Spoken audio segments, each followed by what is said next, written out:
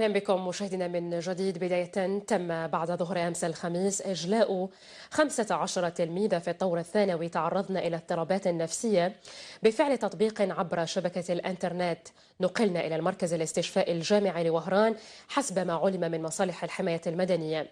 وقد أظهرت التلميذات اللائي تتراوح أعمارهن بين 16 و 18 سنة من ثانوية قصد مرباح الواقع بالقطاع الحضري البدر بوهران ظهرت عليهن اضطرابات سلوكية في حدود الساعة 4 بعد الزوال بداخل هذه المؤسسة التربوية، مما تطلب تدخل الحماية المدنية حسب ما أشر إليه.